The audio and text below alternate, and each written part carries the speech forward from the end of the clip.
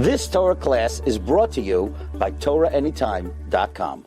Today we're discussing some of the halachot of Shavuot for Sephardim, because there's very little in English for Sephardim. There is the Yalkut Yosef in English, Rabbi Yosef's son, Rabbi Yitzchak Yosef, who is the present chief rabbi of Israel, who uses his father's works to formulate the halakha. So, a little preface over here. The Magen Avraham asks, why do we label this festival as Zman Matan Toratenu? So this is, number one is, the Torah does not mention Zman Matan Toratenu. It doesn't even tell us the date of Shavuot. Right? It just tells us it's 50 days after Macharat HaShabbat. Right? The day after Shabbat, which became a massive debate between the Pharisees, the Perushim, and the Sadducees, the Saddukim, right? At the time of the Second Temple. The Saddukim took the Torah literally, without any rabbinical commentary, and therefore they had no oral law, and therefore they said, Macharat HaShabbat means literally the Shabbat, after Shavuot, after Pesach. So Shabbat of Pesach, you see, keep 50 days later, you do Shavuot on Shabbat as well. According to them, Shavuot always falls on Shabbat. According to Saddukim, it's very easy. Macharat HaShabbat, the day after Shabbat. Which Shabbat? The day of Pesach, or the Shabbat which falls in Pesach. You start counting the 50 days. You come out, Shabbat is the 50th day. So, according to them, the Torah is given on Shabbat, and it will be given again every 50 days. Okay, does the Perushim say no? Macharat HaShabbat means the day after the first day of Yom Tov. Shabbat over here does not mean Shabbat. Shabbat means the day after, means Shabbat, which is Yom Tov. And therefore the day after Yom Tov, you start counting 50 days. And that's the halakha, that's what we do. Okay. So Magen Avraham says, one is, why is it called Zman Matan Toratenu? That time is not mentioned in the Torah. The Torah does not talk about Zman Matan Toratenu. What does it say? What does it say in the Torah? Chag HaKatzir. The month of the Katzir, which is the month of the harvest. And that's why we read the book of Ruth, right? The book of Ruth, number one is, why do we read the book of Ruth? Number one is because it took place during the harvest. Harvest of what? Well, we know the harvest of barley starts Omer. The Omer is harvest of barley because you bring from the new harvest the barley. You bring the Omer from the new harvest of barley. It's a barley offering. It's a bit of Mikdash. And the barley offering, why? Because barley is not considered human food. Right? When the Jews came out of Egypt, they were on the 49th level of Tumah. Just says, you bring barley sacrifice. You're not ready to bring a wheat sacrifice yet. So only two people bring the barley sacrifice. Klal Yisrael brings the barley sacrifice, the Omer is barley sacrifice, and the Sota.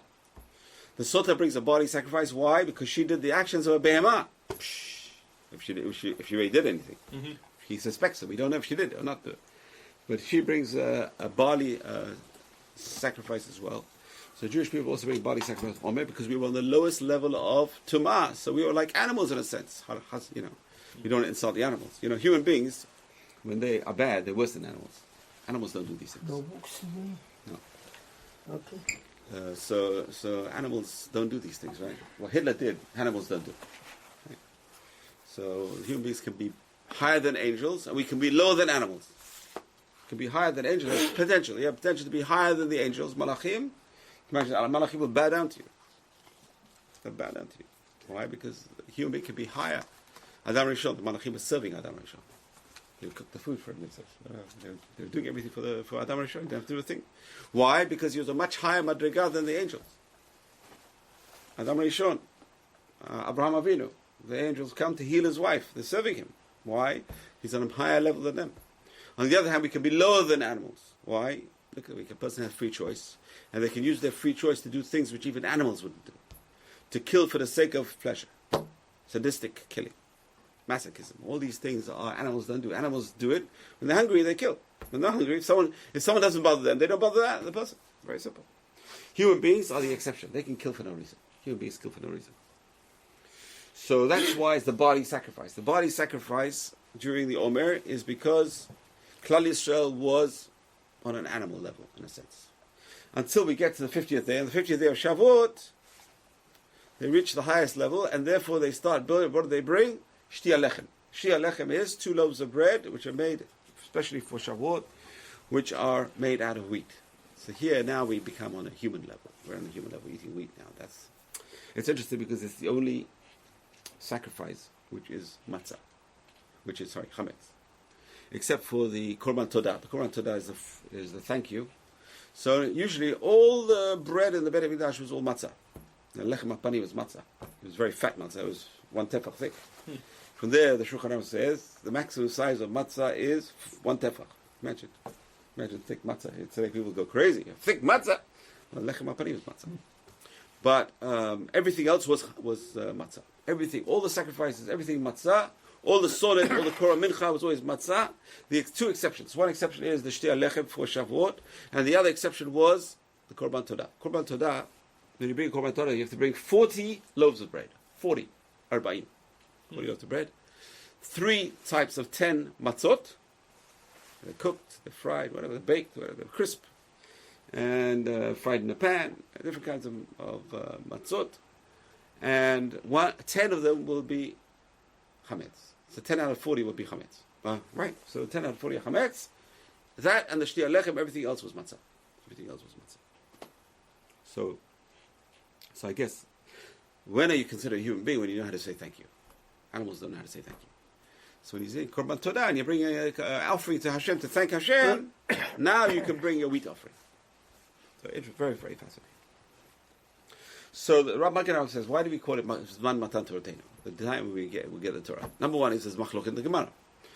Is the time for giving the Torah, was it the 7th of Sivan or the 6th of Sivan? Obviously, today we follow the opinion that's the 6th of Sivan. Rabbi Yossi says, no, it was the 7th of Sivan. So according to Rabbi Yossi, why are we saying it's Zman Matan Torah? It's not the time of giving the Torah. Right? That's a question. Magen Avraham asks the question. And the Maharsha gives this answer.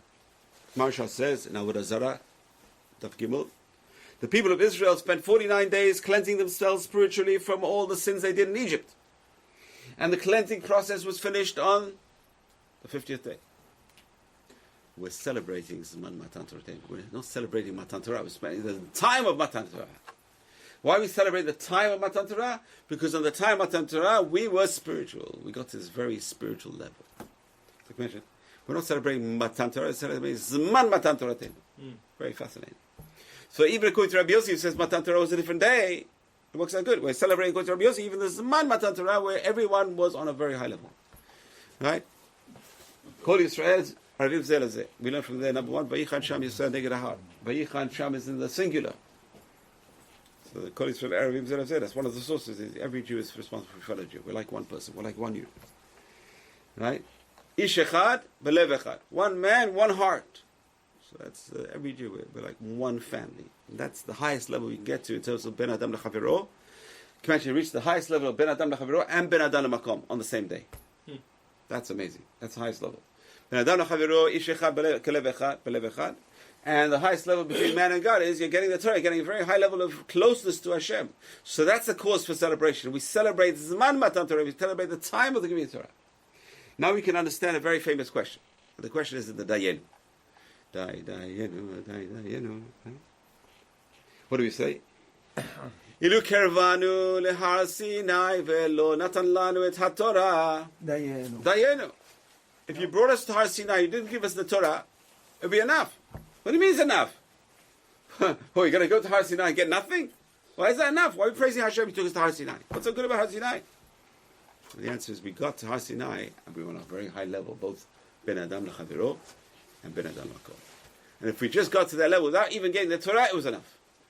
It's enough to get to that high level, to get to the spiritual level, the physical level, and Ben Adam L'Chaviro and Ben Adam L'Makom, even without getting the Torah, fantastic. It's enough. It's enough. Imagine. And that's why we count the Omer 1, 2, 3, 4. If you're really counting down to Shavuot, you should go down 50, 49, well, start 49, 49, 48, 47, 46. We're counting down. No, we count up. Why are we counting up? Because every day we achieve a level. Every day you're climbing up the mountain. You're climbing up the mountain of Hashem. You're climbing up the mountain of Ben Adam L'Chaviro. You're climbing up the mountain of Ben Adam L'Makom. And therefore every day counts. Every day counts. Every day is a special day. So now we can understand why it's called Zman Matan Torah. Because it's a time. The time is important. The time was a time of climbing. Time was a time where we were close to each other. Time was a time where we were in tune with Hashem. Okay, so now that we have another question. And that question, okay. The question is, Why do they have to wait another 40 days to get the tablets? They get the Torah on Har Sinai, right? But they didn't get the Luchot. Why didn't Hashem give them the Luchot? Right there. Good question. Any ideas? So obviously, okay, you have to say Hashem knew what's going to happen 40 days later. 40 days later, they're going to sin. If he gave the Luchot before that, the Ketubah is given already, they're married already, and therefore it's a bigger sin. Moshe Rabbeinu smashes it. But it's a very, very interesting question. I don't know if that's the best answer. It's one of the answers. But Hashem says that they have to even purify themselves further. Because one of the things we have to be is Mamlechet Kohanim v'Goy Kadosh. So at Har Sinai, we get to a level where we're getting very close to Ben Adam L'Chavero, Ben Adam L'Makom. We're still not Mamlechet Kohanim v'Goy Kadosh. We're still not the kingdom of priests. And that took another 40 days, can you imagine? And instead of reaching that higher level, complete destruction. Complete destruction. Didn't God call him that at the beginning of Asar Adibra? Like, Actually, it's Pasha Mishpatim. yeah. Yeah, So he said that even before that. So okay. But it didn't work. They weren't ready for that. Another 40 days. Okay. So this festival comes to commemorate the giving of the Torah. And we know the famous Ramchal. Everyone uses Ramchal. Altshuler uses it all the time. This Ramchal says that every time there's a holiday, it's not like it's a new holiday. Shavuot of this year. It's the same. It's a new Shavuot. No, it's not a new Shavuot. It has the effects of the previous Shavuots in it. Because Jewish time is not just going round in circles, going linear. It's not linear. It's cyclical. It's going round like a ellipse. Helix. Sorry, thank you. It's going around like a helix. It's going around and forward at the same time, but you're hitting the same points all the time. And therefore, every Shavuot has a little bit of Shavuot, the first Shavuot in it. And that's why we stay up all night. That's why we stay up all night, because we really want to get the Torah. We want to get the Torah. But you know what? It's so hard to get the Torah. It's hard to get to Madriga of getting the Torah. And every day there's Yetzirah, every day we fall, every day we... that's the difference between a tzaddik and a rasha. The tzaddik falls and he climbs again. The rasha falls and he gives up. So we just have to keep on going. And there's a famous story in the Gemara. The Gemara talks about Rabbi Yossi. Gemara Pesachim 68b. Rabbi Yossi, it says he would buy a special cow to celebrate Shavuot. Imagine, he would have a big feast on Shavuot. I'm sure we're all going to have feast on Shavuot, but not like Rabbi Yossi's feast. Rabbi Yossi would make a big feast on Shavuot. Why? He says, what makes me special from all the other Yossis in the marketplace is the Torah. If I didn't have the Torah, I wouldn't be Rabbi Yossi. I'd be like Rabbi Yossi. Like, it's interesting, if you look at the English translation, it's very good. I'd be another Joe in the market. He's Joseph. Yeah. Yossi. So I'd be another Joe, and it fits in very nice with English. I'd be another Joe in the market. You know, if it wasn't for the Torah, what makes us special? We have to know what makes us special as Jews is not our brains. It's not our money. It's not our efforts. It's the Torah that makes us special. That's what makes a Jew special. That's what makes a Jew a Jew. Now we have a machloket. The Gemara brings down a machloket between Rabbi Eliezer and Rabbi Yoshua. This again is Pesachim 68b. And Rabbi Eliezer says, Rabbi Elazar. Rabbi Eliezer and Rabbi Yoshua. Okay, so Rabbi Eliezer says that you have to spend Shavuot all days learning Torah. Rabbi Yoshua says, half day Torah, half day eating. Half day for you, half day for Hashem. Rabbi Eliezer says, no, whole day Torah. Okay? So we have a famous debate. That's a famous debate. And the halacha is like Rabbi Yoshua. We do half day Torah and half day pleasure. So it's half days for you and half days for me, Hashem says. Half day for you and half day for me. Okay, let's move on to some halachot. And that is, a famous question is, what is the earliest time you can make Kiddush on Erev Shavuot? Now, you have different opinions over here. Some opinions say you can't even pray Arvit early.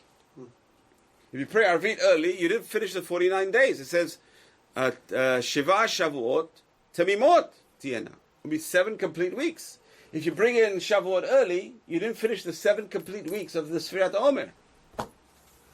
And then some people say you can't even pray Arvit early. Some people say you can pray Arvit early. Friday we always say pray Arvit early. You can pray Arvit early. But you cannot make Kiddush early. Kiddush is when you sanctify the day, and therefore you cannot sanctify the day before it's dark, and it's the beginning of Shavuot.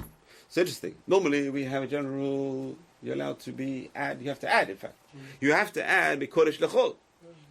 Sorry, Mechol Lekodesh. You have to add Mechol Lekodesh, you have to add from the weekday to the Shabbat, or to the holiday. Shavuot, it seems to be an exception to the rule. Why? Because the Torah says, Shiva Shavuot Tamimot Yena. If I add to Shavuot, it's like I'm adding to the 50th day, I'm taking away from the 49th day. I don't take it before the 49th day. Why? Because the 49th day is the 7th week, and the 7th week's got to be complete. So there were some people who will not pray Arvit early, and will not even say Kiddush early. Right? Sephardim, you can pray Arvit early. The question is, what about Kiddush? So Rav Yosef says, if you're living in the Middle East, and everything is pretty much, there's a very short Shekiah, then you don't have to wait so long for dark. So you make Kiddush at dark. What's another 15 minutes? Okay? So it's around 8 o'clock. So you get Kiddush at dark. But if you're living in the Northern Hemisphere and you have to wait a long time, because Shabbat goes out late, and like this year it's nearly 9 o'clock, right? Nearly 9 o'clock, Shabbat goes out. So there he says you can bring Kiddush early. How early? Shkia. Try and wait till Shkia to make Kiddush. Because already Safek Yom, Safek Laila, and therefore a person should make Kiddush. Why are we not lenient by the Siddharim then? Okay, so like there we want to wait until... Because that's eating is deraita. Oh, okay. He says the same thing. He says the same thing over here. But at least if you can have a kazayit of bread after dark. Oh, okay. Which is interesting. What's the kazayit of bread going to do with anything? The Kiddush is on the wine, not on the bread. Yeah. It's interesting. What's the meal that we see? Pardon? The kind of sun changes because of the meal itself. Yeah, so what? I made Kiddush. I already accepted the new... I made Arvit. I did Arvit. So... Okay, that's it. That's the first night. So therefore we have a machloket. If you can make Kiddush after dark, you could definitely pray Arvit before dark. It's Friday. If you can wait till dark to make Kiddush, even better. This year I advise to make it dark because this year is also Motzei Shabbat. So this year you got to do Kiddush and Havdalah at the same time. Yak Nehaz. What's Yak Nehaz? Yain, Kiddush, Ner, Havdalah, Zman. 5 things in the Kiddush. There's 5 orders in the Kiddush. Bari Bari Gefen, Mekadesh, Yisrael V'Azemanim, which is Kiddush. Ner, you make the bracha Borei Me'orei Ha'esh. Havdalah, Baruch HaMavdil Ben Kodesh LeKodesh. Zman, Shechianu Ki'imanu V'Gem Zman Zeh. This Motzei Shabbat, 5 things in the Kiddush. Don't forget 5 things in the Kiddush. You put Ner also on Shabbat? Ner, yeah, Ner, Havdalah. Ner, Havdalah. It has to be from an Yeah, in Kiddush, Ner, Havdalah, Zman. Aval HaNer, Asur Ladlik, it's Kafrurim. You can't light it with matches. You have to light a memorial candle, yahrzeit candle before Shabbat, and you light from there. Which candle? Regular candle. Don't light the Havdalah candle, because it'll make a fire. You can't put it out. Huh? So use the same Yom Tov candle. But it's not Also like, from candle only in Shamot also is good? Yeah. No? there's no Erev Tavshin where it doesn't. No, there's no Erev Tavshin. Erev Tavshin is only if Yom Tov falls before Shabbat. Right. You want to cook on Yom Tov for Shabbat. Yeah. So if Yom Tov falls on a Thursday, Friday, then you make Erev Tavshin. Over here, there's no Erev Tavshin. It's after Shabbat. Okay. Also Brachat B'Samim also? No, and Besamim. A very, very good question. Why is there no Besamim? Lama and Besamim. Why is there no Besamim Yes. when Shabbat goes into Yom Tov? Because in the Shabbat Torah doesn't leave. Okay, so big debate, big questions. So number one answer is, on Shabbat, למה אנחנו עושים בסמים? כי אנחנו עצובים. We're sad that Shabbat is leaving us. But here, it's another Shabbat. We have Yom Tov, no problem. Yeah, at the same, yeah. Number 2 is, we're worried about how Neshama Yetera leaves us. The person feels sad. The Neshama, the extra Neshama goes away. But some people say, on Yom Tov it doesn't go away, it stays. Okay. So you also get extra Neshama on Yom Tov, so therefore you're not sad. Therefore there's no Besamim. There's no need for Besamim. The truth is you can always do Besamim, but no, you can do it some other time. You don't have to do it right now because it's a hefsek. Yain, Kiddush, Ner, Havdalah, Zman. 5 things. Yain, Bori Prei Gefen, Kiddush, which is Mekadesh Israel, V'Azemanim. Havdalah, which is Baruch HaMekadesh, Baruch HaMavdil Ben Kodesh LeKodesh. Sorry, I missed out Ner. Ner, which is Borei Me'orei Havdalah, Baruch HaMavdil Ben Kodesh LeKodesh, Zman, Shechianu V'Ki'imanu V'Gem Zman. So 5 things, big kiddush. This Motzei Shabbat. This Motzei Shabbat big kiddush. So if somebody did say besamim, they'd be mafsik then between the bracha on the wine. Yeah. Okay, that's why. Yeah, and drinking. Mhm. It's not necessary. It could be a hefsek. So you may have to make another bracha, but gefen. Mhm. That's the problem. After the holiday, can I make Abdullah only in the Kiddush? Yeah. After After the holiday, there's nothing else. Call Yom Tov and Only Kiddush. Only Kiddush. Only Yain. Yeah, that's it. Okay, we're moving on to the lighting of the candles. Now, we have a very interesting custom. The Ben Ish Chai says, very interesting custom. So number one is, when do the women say the bracha? Before they're lighting candles or after lighting candles? It depends. Ashkenaz and so on. Yeah. What do Ashkenazim do? They do it after. Even on Yom Tov? Yeah. Got you there. What got you right there? After What do women do on Yom Tov? They light the candle. They say the bracha before lighting candles or after lighting candles? before. How are you saying? Anachnu ken. It's Friday we do always before. Oh, yeah. Ben Ish Chai says do it after. Very interesting. But Yom Tov, even then, everyone will agree, Yom Tov you should do it before. Why? What's the logic of the Ramah? The Ramah says, when you say the bracha Borei Mereh, she's accepting Shabbat. If she's accepting Shabbat, she can't light the candle. So she's to light the candle, close her eyes, so she's not having benefit. And they don't like going like this. This is voodoo. That's voodoo. The law Yahadut. Yahadut is close your eyes like this. She closes her eyes. She lights the candle, closes her eyes, puts out the match quickly. Closes her eyes, says bracha. When she says the bracha, she accepted Shabbat. So why does she close her eyes? Because she should be over lasiyatan. She shouldn't have benefit from the light before the bracha. Because normally you have to say a bracha before you do the mitzvah. What is the mitzvah? The mitzvah is providing light in your house. That's why you light the candle. Lighting candle, what's lighting candle for? Shalom bayit. So have light in your house so someone won't fall down and break their head and fight with their wife. That's the whole idea. What's the bracha? The hadlik ner. Halik ner. So the rabbi said, light the candle. The purpose of the lighting candle is for the shalom bayit, to have light in the house. So here she's covering her eyes, so she's not having the light. Even though you're right, the mitzvah is to light the candle. But the purpose of the lighting candle is to get the light. So before I get the light, I'll say the bracha. At least something will fall after the bracha. That's generally the case. All Ashkenazi women do that. And the Ben Ish Chai says to do that for Sephardic women, which is very, very strange. Rav Ovadia says no. Shulchan Aruch says you make the bracha before. Saying the bracha has nothing to do with accepting Shabbat. According to Sephardim, according to Shulchan Aruch, saying the bracha has nothing to do with accepting Shabbat, and the bracha should be over l'asiyatan, should be before the mitzvah. And he says the same thing applies to going to mikvah. The women going to go to mikvah.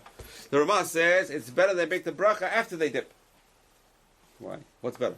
Make a bracha when they're unclean, or make the bracha when they're clean? Make the bracha when they're tameh, or make the bracha when they're tahor? So Ramah says it's better for them to make the bracha when they're tahor. So therefore, they should dip once, become tahor, and in the mikvah say the bracha. Go like this, because you have to separate between the top and the bottom, and make the bracha, Sheikh Sham Tzvanu ala Tefillah. And then dip again. Some people dip 3 times, 4 times. Can dip as many times. The Sephardim say, no, you're going to make the bracha in the mikvah outside. When you're fully clothed. You wear your whatever nightgown, whatever it is, right? Bathing, whatever. What is it called? What's it called? The towel. You wear a robe. You wear your robe. Wear a bathrobe.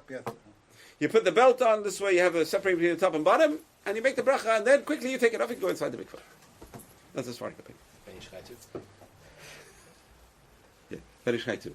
I don't know. I have to look at the Ben Ish Chai. I can't remember. I think he follows the Ramah. It's very strange. The Ben Ish Chai in a few places follow Ramah. It's one of the places. So why do we do that? And the answer is over le'asiyatan. You have to do the mitzvah. You have to do the bracha before the mitzvah. The only time the Shulchan Aruch says to make a bracha after the mitzvah is netilat yadayim, because you can't make a bracha when your hands are dirty. So you wash your hands, but still the wiping is also part of it, and therefore it's still the bracha is before the wiping. That's why a person shouldn't wipe before they say the bracha. Say the bracha and then wipe your hands, and don't do the both at the same time, because you have to stop everything when you say bracha. The other exception is a ger. A ger, when he does mikvah, he can't say a bracha. He's not Jewish yet. He can't say a sheikh rishon, so that's fine. So he has to wait till he dips once, like women, like the Ashkenazim say about women. He dips once, says the bracha and dips again. Very interesting. So anyway, so that's a machloket. But everyone agrees on Yom Tov. Everyone should say the bracha before they light the candle. Why? Because it doesn't matter if you're bringing in Yom Tov. You can light the candle on Yom Tov. Just don't light it from somewhere else. Take it from another light. Baruch Adonai leolam. Amen ve'amen. Rabbi Chananya ben You've just experienced another Torah class brought to you by TorahAnytime.com.